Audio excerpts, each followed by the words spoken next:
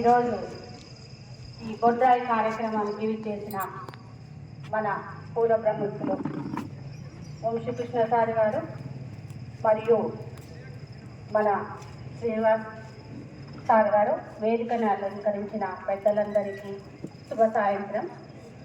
ఈ బొడ్రాయి పండుగ చాలా రోజుల నుంచి చాలాసార్లు మీటింగ్లు పెట్టుకున్నారు అంబాగుడిలో.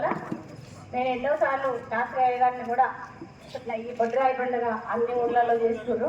ఇక్కడ చాలాసార్లు మనకు వర్షం వచ్చినప్పుడు కానీ, ఎక్కువ వర్షం రావడం కానీ, లేదా ఏదో ఒక కార్యక్రమం మనకు చెడు అనిపించినప్పుడు, నెగిటివ్ అనిపించినప్పుడు మన బొడ్రాయి చేయడానికి ఇలా ఉందేమో అనే ఒక నెగిటివ్ థాట్స్ మనకు వస్తుంది.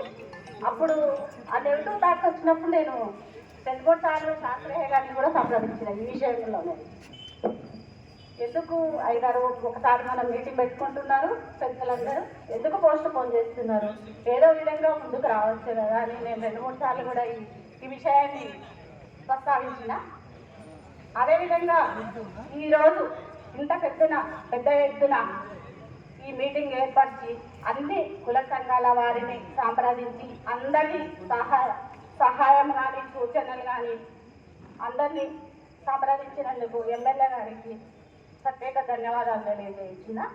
అందులో భాగంగా మా రక్షిత మహిళా సొసైటీని కూడా ఇక్కడికి ఆహ్వానించినందుకు ఆ శ్రీనన్న గారికి కూడా ధన్యవాదాలు తెలియజేయించిన.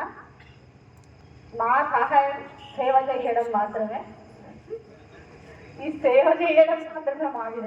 మేము మహిళలని మాకు ఆర్థికంగా ఇవ్వకపోవచ్చు, కాకపోతే సేవ మాత్రం ఖచ్చితంగా చేస్తాము.